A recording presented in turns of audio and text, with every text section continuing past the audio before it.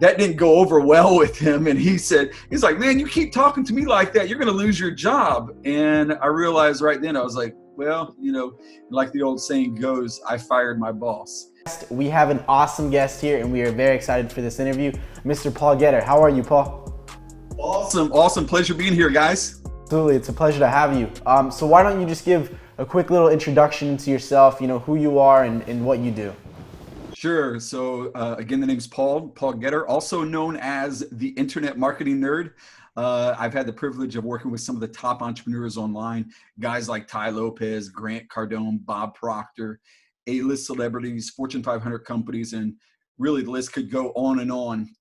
Sometimes people call me the guy behind the guys, but I don't know about all that, but I've been blessed to work with some awesome people, some awesome influencers, and man, it's a pleasure being here. So I read a little bit about you, and I remember reading that you had a job. You were working for someone, and obviously you weren't agreeing with the way they were doing things, and it didn't work out, and you left, and that's when you started, the internet marketing. You didn't even know what Facebook was at the time. Right. I think a friend convinced you to get on Facebook. Can you go through those early days, how it all happened?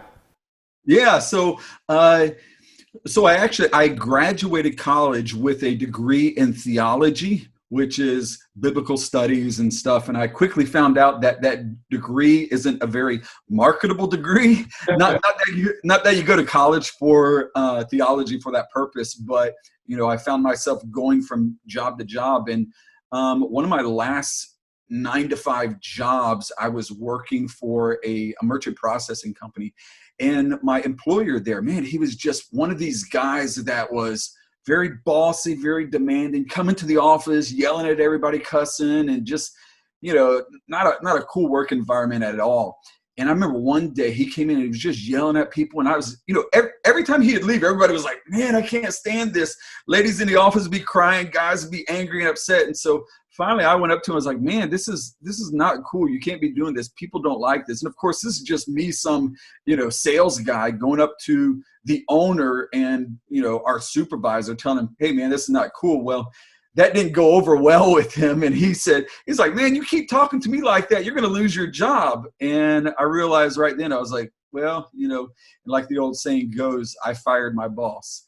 And so I left, and I'd always kind of had a background, people say, in regards to the nerd brand. Well, I've always been one of those nerdy type guys. So even while I was in college, I was playing around with, back then it was called bulletin board systems, not the internet, but I was playing around with it, web programming and things. And so I remember one of my friends, they were going off to college, and they said, you need to get on Facebook.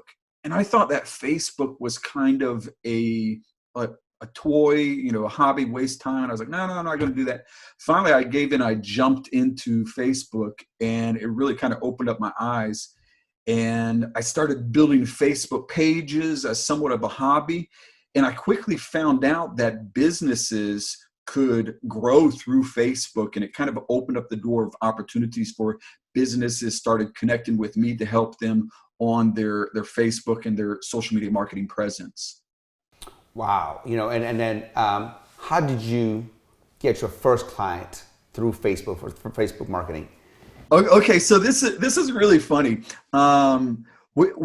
When Facebook first started coming out, it was a huge trend that kind of like Instagram now, where everybody wanted the biggest Facebook pages. Everybody wanted, the numbers and that social proof. So I was building Facebook pages as a hobby, just for fun. And I had figured out how to do the Facebook ads platform, where you could grow your pages through paid ads. And back then, when you would start up a Facebook page, this little button would pop up, and it'd say, click here if you want to grow your page. And if you click that button, Facebook would auto-populate and just like auto-generate an ad for you. Well, those ads were very poor for performing, and it always, it like, instead of it being, it was like $1 a click for things back then if you use this Facebook generated ad. So I realized if you learned how to do the advanced Facebook manager, instead of getting $1 a click, I could get like 10 clicks for a penny. So I would go around and I would see people that were running these Facebook ads that I could just look at the ad. I'm like, that's an auto-generated ad by Facebook. And I would message the person and I would say, hey, I see that you're running running an ad to grow your page on Facebook. How's that going? And a lot of times it'd be big businesses or big influencers and like, oh man, it's going great. I'm growing about 50, 100 followers a day.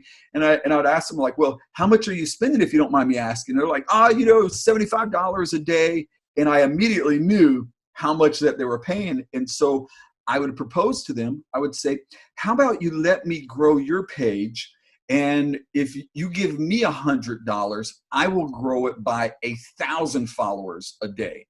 And of course, they were very skeptical, like, let me just do it for free for 2 days. Well, 1,000 followers would cost me $1, maybe $2 to do. So I would set it up, and the followers that I would generate would actually be better. So after a couple of days, they're like, hey, you're hired. So they would give me $100 a day. And instead of paying Facebook, I would get them 1,000, 2,000 followers. They were better followers.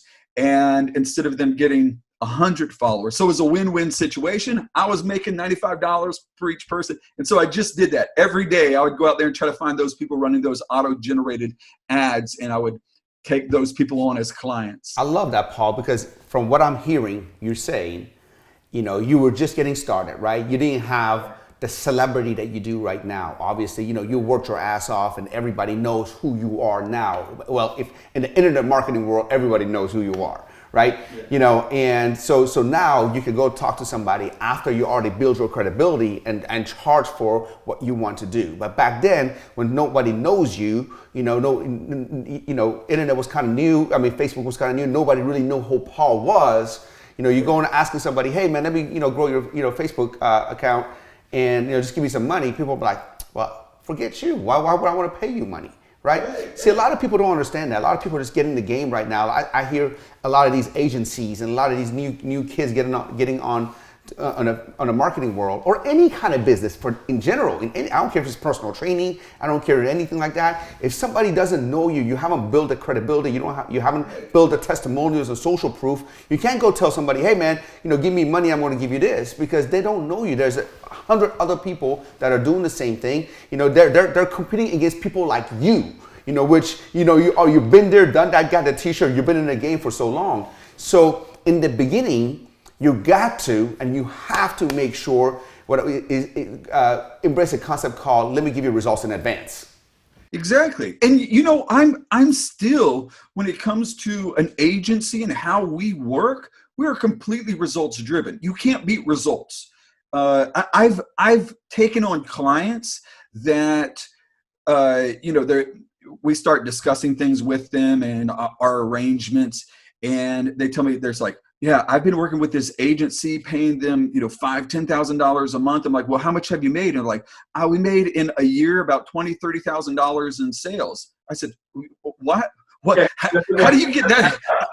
I'm thinking to myself, how do I get that type of job? You pay me $5,000-$10,000 a month.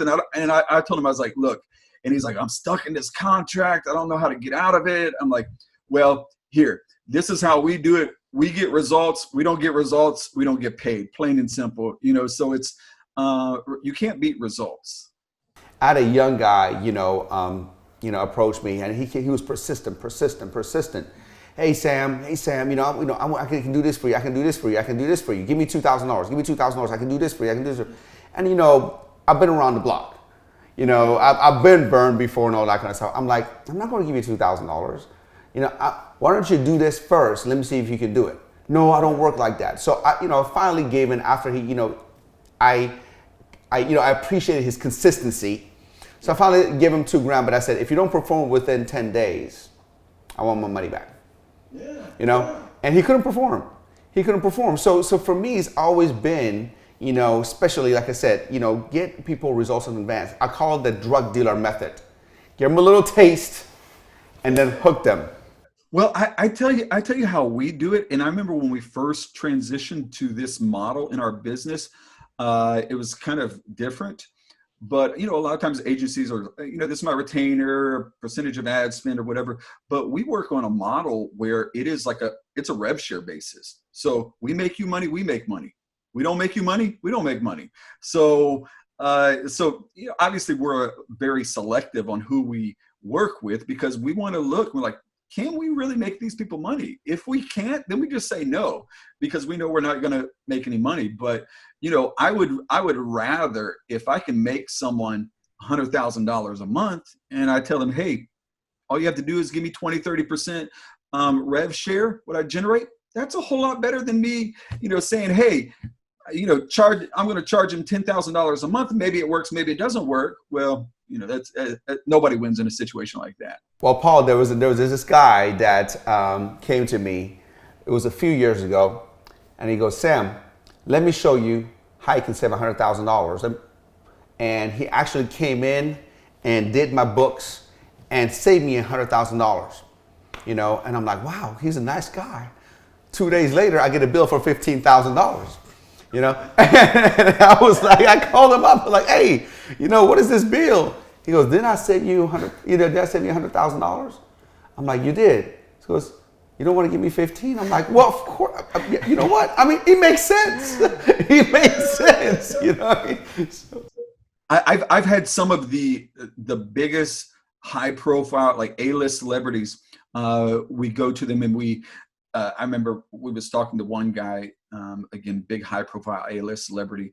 And we said, okay, we're going to build your website. We're going to do this. And we started, throwing everything out here that we're going to do. And he just kind of sat there, braced himself, expecting us to, throw some big number. And he said, okay, how much are you going to charge me to do that? I'm like, we're not going to charge you anything to do that. It's just, we want to partner with you. If we make you money, we make money. And it was a done deal. Plain and simple, done deal at that point. And he said, the last people that came to me, and this is, huge name celebrity. And he said, the last person that came to me, they charged me $100,000 to build my website, which if you know anything about websites, it was like an e-commerce Shopify website. He said, they charged me $100,000 to build my website, and they built it. The site was wonderful. And then they left me. And so it was 100,000. And so if I come, I'm going to build you a website, but I don't get paid until you start making money. That's a lot more attractive. No doubt. It doesn't care. I don't care how much you have, how much money you have. You just want to be smart about it. Yeah. So Paul, what separates you? What separates you from the agency that you pay $5,000 a month to and you only make 20, 30 grand? What has put you to work with these A-list celebrities and some of the best people in this space? Yeah. So, a lot of times people ask me that question, and I'm going to be straight with you. There are a lot of awesome internet marketers. Some of my friends are some of the best internet marketers out there. And so there's people that really know what they're doing. But I think the one thing that maybe separates me apart from a lot of marketers is longevity. Because I've been around a long time, and most of the times you talk to these internet marketers and they're 20, 25 years old, and they're just getting started. If you've been in internet marketing for 2 or 3 years, you're an old dog. Well, I've been in it like 15 years. So so I was like doing internet marketing back when AOL started. So no, number one, I would say the longevity that I've been around. I've worked with a lot of people. I've seen everything, and I've seen ups and downs. So that, and then secondly, our experience in our team. Our team is the top notch. We on some of our peak months, we're spending $5-6 million a month on paid ads. There's some agencies that have never spent $5 or $6 million in the lifetime of their agency. And when it comes to learning and knowing how to do things, it does come down to how much have you spent because you think about it, the more you learn, the more you spend, the more you learn the patterns and stuff. So, some of our peak months, we're spending $5-6 million a month. So the average person in an agency, they don't spend that much in years. So so that does kind of differentiate us from a lot of people. How has paid ads, specifically Facebook ads, changed over the last decade? Yeah, so I think that there's a couple different trends that I've seen. Is number one, there used to be a day, for example, with Facebook ads, where you could run anything and you could do anything. It was like the wild, wild west. It was crazy stuff out there. And then the pendulum swung to the other side, where if you try to do something, every account is going to get shut down and you're just, accounts locked out. So I think it's kind of moving into this middle, where if you follow their guidelines and their policies and you work within their guidelines, that you can do quite a bit. So that's it takes people. You have to know, you can't just like do stuff. So it separates a lot of people because they don't know what they're doing and they just try to do something to get stuff shut down. So you got to be a little bit sharper. But then the waves of prices of what ad cost is. Obviously, like 10 years ago, I could get 5 or 10 clicks for a penny. Well, that doesn't happen anymore. So there's areas where you have to be sharper to make a better profit. So now, I think as far as an agency, it's not just about being able to run good ads, because you can run good ads, but if your funnel is not good, you're still going to lose. So being able to have both skills, not just being able to run good ads, but know how to do good funnels, makes you a better marketer. So prices definitely go through waves. Right now, in this moment, we are probably in a unprecedented time where ads are so cheap due to this market volatility and the coronavirus and things of that nature. Ads are super cheap, so it's a good time to maybe invest in your marketing plan. Yeah, we saw that with our gyms. With our ads now, I haven't even seen these kind of prices.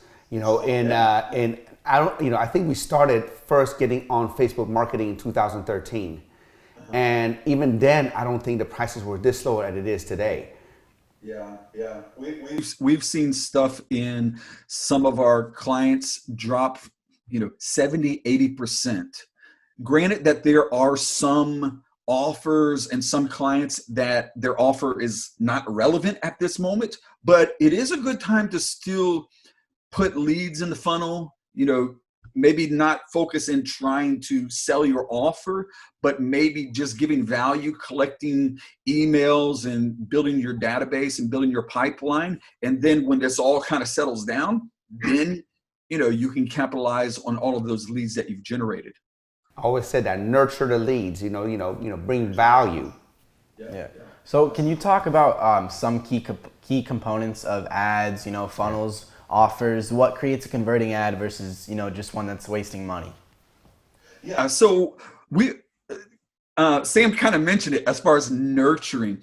So there used to be a day when you would market and it was just absolutely direct response. Here's my offer, boom, buy. You know what I mean? That was the way of marketing. Here's my offer, boom, buy. And because there was less competition, now it's more saturated market and people are hearing a lot of voices. So I think that when it comes to really getting something to work, that you do have to build a relationship with people. And so you have to, have a good personal brand. You have to give people value. You have to give people content before you put that offer in front of them. And so instead of, doing straight to offer, make money, you do content, value. And then once you have established that trust and that relationship with someone, then I think if you do it right, and I've seen this happen so often, is if you give people enough value, enough content, they beg you to sell them something. They're like, look, I want to buy something. So you can't just go straight to offer. You have to do value. And then they come to you, say, I want to buy something from you. coach me, sell me a course. And I kind of seen that in my own personal brand, that it was, for years, I did 0 courses. It wasn't until 2 years ago I did my first course, which for a guy in the industry this long, that's kind of odd. But I was kind of like, I ran courses for everybody else, and I was just opposed to it. But I would speak at events. I would, people would follow me, and then they would just like, hey, do you do coaching? Do you have a course? And I was like, well, I guess I need to do this course thing. So I think maybe that's how to approach marketing a little bit differently today. I think I always, think marketing like dating. If you see an attractive person that you wanna be with and you wanna date, you don't go on them on the first date and say, hey, I like you, I think we should sleep together. You know what I mean? I think you should, first you got to build trust, build rapport, deliver value, and then once somebody knows you, likes you, and trusts you, then they want to be able to exchange something with you. In this case, we're talking about money for your service. Yeah. You can't do one night stands in marketing. Yeah. Not anymore. You know what I mean? I love that. You can't do one night stands in marketing. That's a good quote. That's a quote right there by Paul right there. No, but you've worked with some of the biggest people, in the internet space. I've seen you work with Ty Lopez, with Grant Cardone, with Alex Mayer. What do you do with the guys like that? How do you get them to, like Ty Lopez, for example, one of the biggest known people outside of the entrepreneurship space, outside of the marketing space, but just in general. I don't see someone who hasn't seen his ads, here in my garage. I've seen those since I was probably 10 years old. That's like a staple. So what do you do? How do you do that? I love Ty, but Ty, man, don't put books in the garage, man. I mean, the books don't look good next to Lamborghinis. I know why you're doing it. You know what I mean? I know you want to, correlate the books with the Lamborghini, but the garage got to be the garage, and the library got to be the library, my brother. Ty, if you're listening to this, please. Sam, I want to do an ad for you in your garage. You got a garage, man. Thank you. So first of all, when it comes to guys of that caliber, they are brilliant, talented. They're good all by themselves. Let's be honest. It's kind of like, when say, for example, America's Got Talent or one of those type shows, when the people come on there, the ones that excel to the top are the ones that already have talent. And so when it comes to marketing, all we do is emphasize on the talent themselves. A lot of times people come to us and like, hey, I want you to make me the next Ty Lopez. I want you to make me the next Grant Cardone. I'm like, well, if you don't have it, it's like, you're trying to say, hey, I want you to make me the next Mariah Carey. If you can't sing, I can't do anything for you. Can't make a Volkswagen into a Porsche. Yeah. So what we do is we just put more eyeballs on their talent, on their giftedness, and help them, go the right direction and connect with the right people. That's what marketing is getting eyeballs, getting attention on what you're already doing. If you're not already doing something good, you don't want people to see it. You know what I mean? So that is part of the battle for us. I tell you what we have been doing here recently is we will go out on YouTube, on Instagram, and we will hunt down and we will find people that are doing amazing things, that have a good presence, a good product, a good course. And then we'll say, hey, we want to bring you on board. And next thing you know, a year, 2 years later down the road, you're like, where did this guy come from? And it's because we saw something. So we're kind of like marketing talent scouts, you know what I mean? Where we go out there and we find these people because we know that just like someone that is a scout in sports or something, they find an athlete that is very talented. There's an opportunity to make a lot of money with it. So I got a question for you, Paul. If I'm looking at a Facebook ad, what is that, just looking at it from the feed, what would you say is the most? I know everything has to work synergistically. I know that. Everything has to work synergistically. But if you had to pick between the headline, the copy, and the picture, which one will be the first thing that you want to emphasize on? I mean, which one would you say? And in order of importance, which one is it? It's gonna be the picture or the video. Picture or the video. Yep. Because that's gonna be the thing that disrupts and catches the people's attention. The picture or the video. Got it. And now, one thing I know about internet marketing, they said, okay, traffic plus a converting page equals money. Right. So now that we know, the picture is the main important part. Now, as far as the conversion, what's the most important part of the conversion process? Yeah. So when it comes to on your landing page, I think that your messaging, your offer on the page, your hook, that's going to be the thing. So that big headline at the top is going to be what catches people's attention there. So the ad, the picture, obviously on your ad, the headline and your copy and stuff like that are, I'm going to say picture is probably 40%, and then between your headline and your copy, those are 30%. So picture or video is going to be about 40%. But then when you go to the landing page, I'm going to say that your headline is going to be probably 50% of what gets people in. Because if you got a good headline, I've seen so much, like just changing 2 words in the headline can increase your conversions in a pretty extreme way. So your headline is definitely the most compelling factor. Yeah, headline may catch your attention right away. Yeah. I'm reading Copywriting Secrets right now. Yeah. Okay, I got that book like right up here somewhere. Yeah. So it's a good one. So he emphasizes headline totally and the formulas and stuff like that. And once you kind of understand it, it's crazy how it can just change a funnel or a landing page and make it convert like that. Who wrote that? I think Jim Edwards, is it? Yeah, Jim Edwards. Yeah. I think I have it somewhere too. I just haven't read it yet. Yeah. I've got it here on right here. See, Jim Edwards right there. Copywriting Secrets. Man, all my books are marketing. Always learning. So Paul, this is a question for me. I've always gone, because we do nowhere near as much as you, but we do about $500,000 a month, in our businesses. And I always, struggle between, do I want to go to a landing page or do I want to just use Facebook lead ads? Okay. So can you explain that, for people, can you explain what they are and also the pros and cons of each, and what would you prefer? Yeah, so first of all, let's define what Facebook lead ads are. Facebook lead ads is when you are scrolling through Facebook, you click on an ad and the form pops up right there and your information is entered into that form. You click enter and it goes in. And then maybe on the thank you page of that, there might be a button sending someone to your website, to a phone call or something like that.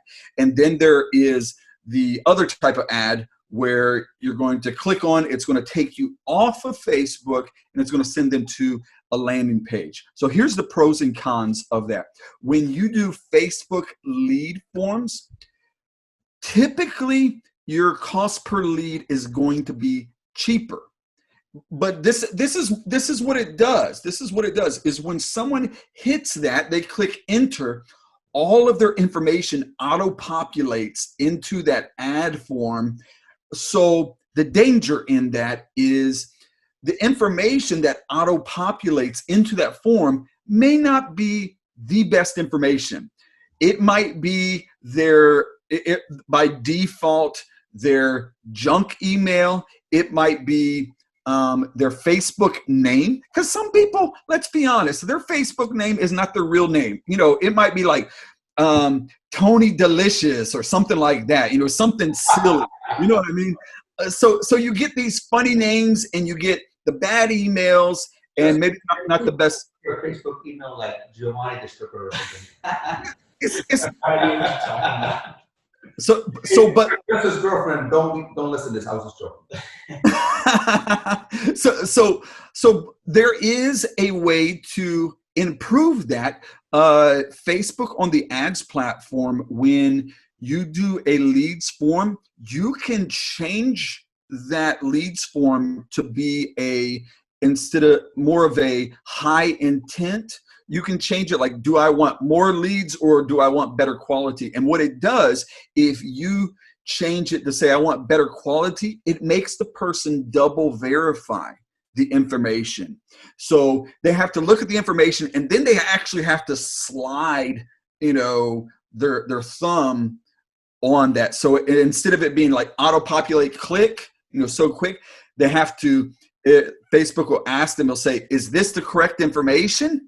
And they say yes, and then they have to slide and it inputs their information. So again, the more steps you make a person take, typically the more expensive the ad will be, but the better the quality. So so that's Facebook lead forms. But if you send someone to your landing page and they enter the information, well, typically they have to manually enter all their information, and you can kind of guide them. You can say, hey, give me your best email. We're going to be, and you can kind of like entice them, like, hey, we're going to be sending you something. So you can kind of be more,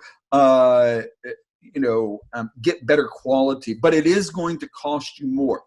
I've seen if you do Facebook lead forms right, you can get it cheaper and get good quality.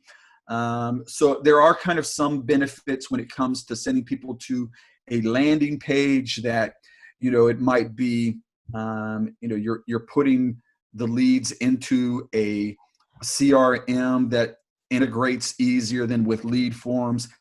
There's pros and cons. So if you were me, and I know what you're going to say, but if you were me and you say, I own one gym, I'm a solopreneur, I own one gym, I want to run some Facebook ads to, get some leads in a local market, okay? Which one would you take? Would you take lead ads with verified, or a landing page like ClickFunnels? So I don't know how you know what I'm going to say, because I don't know what I would say. But this is what I would do. I would test. See, I knew he was going to say that. See that? I would test it, because here's the interesting thing is, what works in Texas may not work in California, because it's all of those people and those dynamics. But so it would just. And Paul, you're smart. You're very smart. And I knew you were going to say test it, because I've been in room, with a huge room with full of people like yourself. They're at the top of their game. The Ryan Dices, the Frank Kerns, people, and all that. And we sat down, and every time somebody has an idea, what would you do? Would you do this and would you do this? And the smartest people in the room always said, I don't know. Test it. Yeah. So here's the thing. What I always tell my team is, do not get emotionally attached to your opinion, because get emotionally attached to the results. Yeah. You know what I mean? So I'll give you an example. Years ago, I used to do clothing apparel, and I used to do like shirts that would appeal to men, like have very masculine sayings on them and stuff.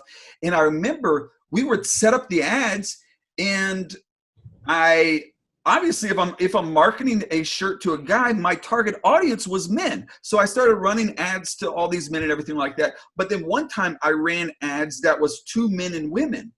And I looked into the data of it, and I realized that there were more women buyers than men.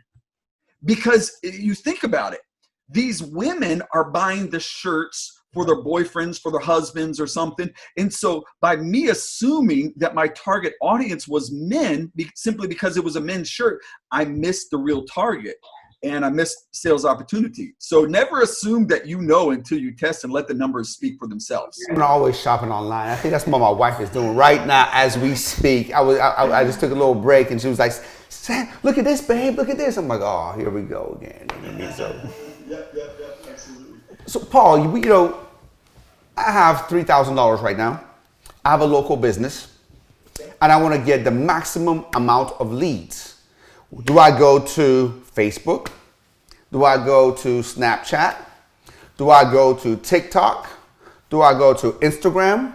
Where do I go if I have $3,000 and I want to get the maximum leads? Like, where would you go? Yeah. So I think my first instinct would be probably Facebook or Instagram. But I think that the nature of the business, the type of the business, would kind of determine which platform. So let's say, for example, a gym could do well on Instagram or Facebook. Either audience, I think, would do well. But if you're talking something more of for a younger audience, you might want to go on to TikTok. TikTok doesn't necessarily have a good ad platform, but don't discount the value of influencers. Sometimes you can get really good deals. Having an influencer do a shout out. I remember one time we were doing a campaign for a children's apparel. It's like these baby Snuggies and stuff. And what we did is we sent out messages to hundreds, if not thousands, of influencers and say, hey, we'll send you some free product for a shout out, or pay them a little bit. And it wasn't even a big influencer. It was someone, like 50,000, but it was a mom that had a really passionate audience and stuff, 50,000. She posted one of these Snuggies on there. It was actually a onesie. Yeah. Well, I know what those are. Yeah, it looked like a koala bear or something like that. And it went viral. And because of that one influencer that we might have paid $100, $200, that product went viral. So influencer marketing does have some really good value. Does influencer marketing work though for a local business? It can. So I'll give you an example. With gyms, we have worked with local influencers, like guys in the area that have 10,000, 20,000 followers. So not big, but just these micro influencers. And you get 10 of those guys that live around the gym. They do a shout out for the gym. That can have, and you might only pay those guys $100 to do it. And that can have a huge impact. Paul, how can I find, guys, in the area? Let's just say I have a local gym, and how do I find guys that have a pretty good following or pretty good engagement? And, is there, do I just search for them, or is there a method of search? Hey, I'm looking for guys that has 20,000 or more followers in the Chino Hills area. Get a list of it. So the easiest way is to search the hashtags, like hashtag my city, Naples, hashtag Naples. And then I'll search that and I'll see all of the people that have used that. Or you can do the search the city, where people, they define the location that they're in. And so you just search that location. And if their profiles are public, then you can just start looking through profiles and you can see, hey, you'd be really surprised that there are some little mini celebrities in your area that have 10,000, 50,000, even 100,000 that you have no idea who they are. But I've been in the gym with some of these guys that, they have 100,000 followers, and people walk in that are in fitness and like, oh, you're Steven, our buddy Steven. Oh, you're Steven. And I'm like, really? People know you, man? And so it's kind of like people within the fitness industry, it's a tight niche. So you find people that are in that industry, in that niche, and I don't. So you say niche, I say niche. Niche, niche. So, but you find it through the hashtag or through the pin where they drop in their geolocation. Oh, love that, man. Yeah. That's a wow. That's a huge nugget for me. That was a huge nugget. Like I said, man, I always do these podcasts because I want to know. Like everybody else gets to listen to it, man. I'm just rudimental note. Right after I get done with this, I'm going to go search some hashtags and locations. It'll work. It'll work. What do you look for in an influencer that's going to convert versus someone who is just going to be $100 spent? And do you test it? Do you like what's your mindset going into that? Yeah, so a couple different things. If I reach out to an influencer, I'll do a few different things. Number one is I will look at their engagement on their page, kind of see what it's looking like, and look at their followers, the quality of followers. And then if I'm going to engage with them, I'll ask them to send me a screenshot of their demographics. So it's really cool because they will do a screenshot, and some of their biggest cities might be your city. It's like if they do a screenshot and, in the demographics, it'll show the best city where they have it. And if it's Los Angeles, then that's gold for you. What does it matter if a person has 1 million followers, but they're from, Brazil versus a person that has, 10,000 followers that are in Los Angeles, your target city? That's more valuable. I like what you're saying, because I remember I was listening to a podcast a while ago talking about social media influences and everything, and they said now a lot is when the micro influencer is going to start becoming a lot more relevant and a lot more popular than the dude who has 5 million, 10 million. It converts a lot better with the smaller guy. I found that to be true as well. Yeah. So I'll let you guys in on a secret. There is going to be a huge wave of influencer growth from TikTok. TikTok is no longer going to be the 14, 15-year-old platform. It is going to be a platform that I know businesses right now that are growing financially and getting leads and getting sales through TikTok. So TikTok is going to be the next wave of opportunity. You know what? I suck at TikTok. I really suck at TikTok. I have like 7,000 followers on TikTok, and that's just thanks to Justin. He made it happen. When he broke my Ferrari mirror, I posted it, and that thing kind of been viral. And that was my most successful, TikTok campaign. Yeah. And thanks to Justin, my man. Appreciate you, brother. You. So if I want to get started on TikTok, what do I do? What kind of videos should I be making? So this is where I'm going to show you that I am a good internet marketer. I don't know, but let's set up a call and I'll let you talk to my team. Okay. So we have worked with some of the top guys online when it comes to TikTok, help them grow their account to 1 million, get them verified and go viral. But that is an area, if you look at my own personal TikTok, I'm dead in the water in there. I don't do anything on it. But my team and the guys on my team, they're on it. And so it's really cool because, some of the guys on our team, they're 17, 18 years old, but they know how to do this stuff. And so I learned from them. I've got 2 sons that they work with me, and they'll say things like when it comes to YouTube and other platforms. My primary platforms that I know really well are Facebook and Instagram. I know a little bit about all the other ones, but I've got guys on my team that I'm like, tell me how the algorithm works. What is this? And they can talk to you about it for hours. So what's the best way for someone to grow their Instagram? I know there is shout outs, people do shout outs and all that. And I've certainly had some of that. But how can you, let's just say I want to grow my Instagram with local people. With local people. So number one, when it comes to Instagram growth, you have to look at 2 different variables or reasons why you would want to grow it. Sometimes people want to grow their Instagram for social proof. Sometimes people want to grow it for ROI. They want a return on it. So Two different things.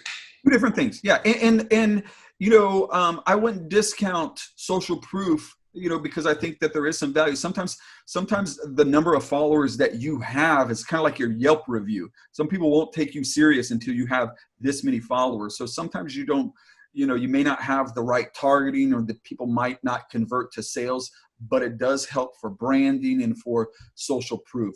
So, yeah, so there's, if your question is how do I grow it locally, for your target audience, I'm going to say the best method is going to be paid ads, where you're going to be putting money behind a post.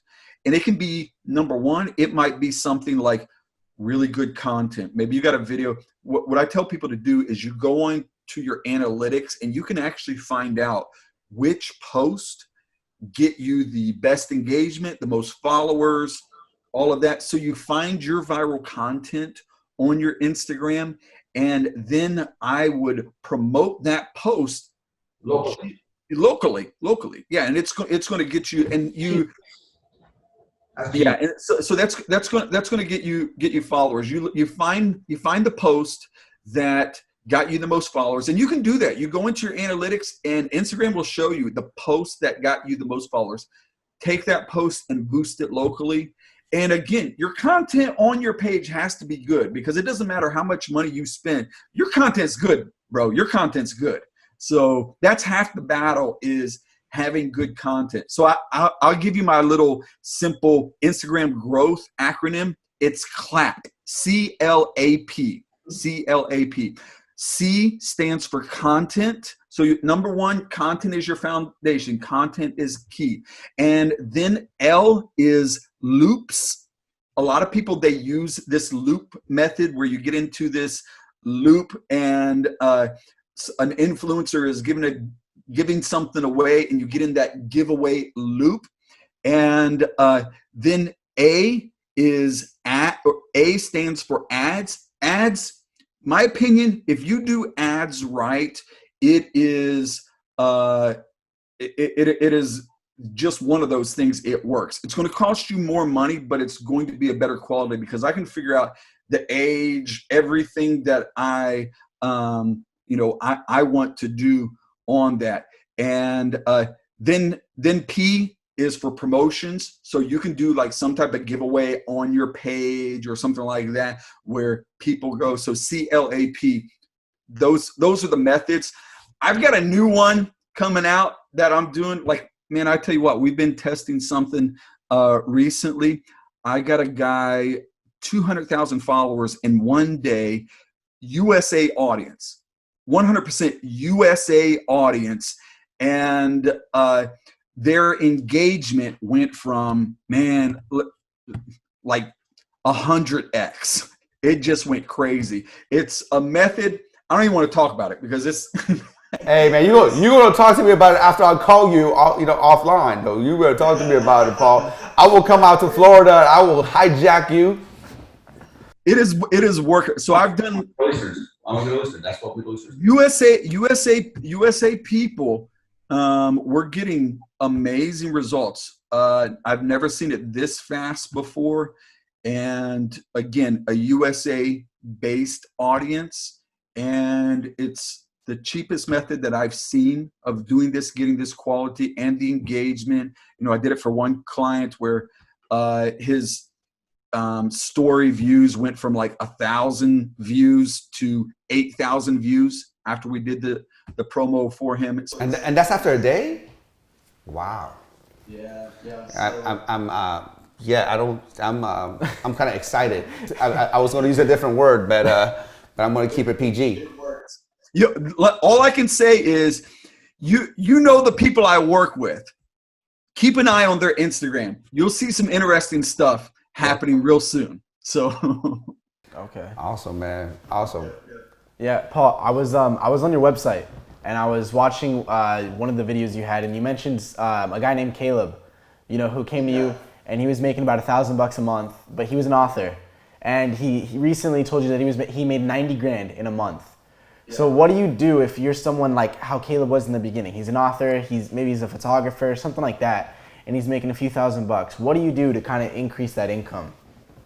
Yeah, so Caleb is a good friend of mine. We're actually do a lot of things together. I met him years ago, and I connected with him. And sometimes I get these little passion projects where I see something in someone, and I said, "Hey, man, let me do your marketing for you." He was an author, wrote books, had several really good books, but when it comes to authors, most people may not realize this. They might make 50 cents a book. So it's tough to really make unless you're, writing, Harry Potter books or something like that. The average author doesn't make much money. So, Caleb loved writing. So I told Caleb, I was like, look, you're not going to make money writing unless you start writing for other people. And so I helped him build a business where they write books for people, help people, writing consultant, ghost writing, helping people put out their books. And so he started doing that. And so it transformed what he was doing. Again, he was making $1,000 a month. Now I think they're on target this year for making millions of dollars. So number one, what you have to do is some people, their success isn't necessarily defined by how much money they make, but it's, the impact that they make. But if a person is just strictly trying to increase their revenue, you have to be able to do something where you're not getting paid for how many hours you work. So that's the biggest hurdle you have to get over, is because people think the more I work, the more money I'm going to make. It's not always true. So you have to do what I call the SOS method: systemize, optimize, and then scale. SOS. People when they want help, they're crying out SOS. So number one, you have to build a system. We do funnels. We do websites. So you have to have systems in place: paid ads, funnels, websites, Shopify stores. You have to have those systems in place. People's virtual assistants, all of these different systems. And then you have to optimize it. You have to kind of look at what you're doing and say, hey, what's working, what's not working? If I can get 10% more conversions by doing this. I have talked with companies that I look at their website. I remember one guy I called up, I had looked at his website, and I can look at a website and I can do some research, and I can, in a ballpark, know how much money you're making, how much traffic you're getting. And so I looked at his website, and I knew he was making millions of dollars a month on his website. And I said to him, I can increase your sales by 10% a month. He said, not possible, not possible. No. I said, let's get on the phone and I'll talk to you, do a coaching call with you. If we don't get results, you don't pay me. And of course, I put a real nice premium price for my consulting call with him. I said, don't pay me until we get results. Got on the phone with him, talked to him for about an hour, 2 hours. Next day, he called me up. He's like, Paul, I feel like I just drank a case of Red Bull. And I said, why? He's like, sales are already going up. Things are going crazy. And it's just about optimizing what you're doing. So it could be something simple as the color, the button location. There comes optimizing things. We could talk all day about optimizing. And then once you have your systems, once you've optimized, then you scale. Then that's when you, instead of spending $100 a day, you spend $100,000 a day. Wow, I've learned this, like you said earlier, man. The smallest thing can make the biggest difference. The color, where the button is, and what color it is, and simple words in the headline, like you were saying. Yeah. No, it's fun. It's fun. It's a really rewarding feeling to, again, I've got on coaching calls with guys before, and I've said, okay, it's going to be an hour-long call, and really, all I have to do is say, hey, change this, move this here, and do this here, your sales will go up. But, instead of making it a 5-minute conversation, like I got to talk a lot about this, but sometimes it's just moving the button here, changing this. And if you've been doing it long enough, you can look and you can see where there's opportunities to improve. Now, looking, ahead, what do you see for coming? What are you predicting with online marketing? I know you're someone who's always got to stay ahead of the game. What do you see happening? Yeah. So I've wrote a couple articles on this about AI, artificial intelligence. Artificial intelligence. So some of the biggest banks and some of the biggest companies online have actually tested ad creation done by a human versus ad creation done by artificial intelligence. And in some cases, artificial intelligence, or in other words, a computer outperformed a human when it comes to ad creation. So if marketers are not sharp and if marketers do not evolve, their job will be replaced by artificial intelligence. There's already companies out there that are building copywriting artificial intelligence, where they've taken all of the copy by some of the top copywriters in the world, and they've paid royalties and got access to all of their copies, and they put it into an artificial intelligence software where you go in and say, hey, I want to sell this, I want to do this, this is my objective, and then all of a sudden, boom, you've got a copy written by a computer and it performs really well. So artificial intelligence is going to be something. We're already seeing that with chat bots and really cool features like that, which, for some marketers, they should feel a little bit nervous. But for marketers that are on the top of their games, they should be excited about that because, it's only going to get better for you. You just have to embrace that and use the technology that's coming out there. So artificial intelligence is going to be a thing that we see used in a powerful way. Even you're going to see algorithms. There's already algorithms that are being developed. This sounds kind of crazy, but there are algorithms based upon your facial expressions that you have and your tonalities on your face. You will see ads based on that. They know how you're responding and what you're doing. And so it's imagine watching television or something like that. We all know that our television has a camera on it.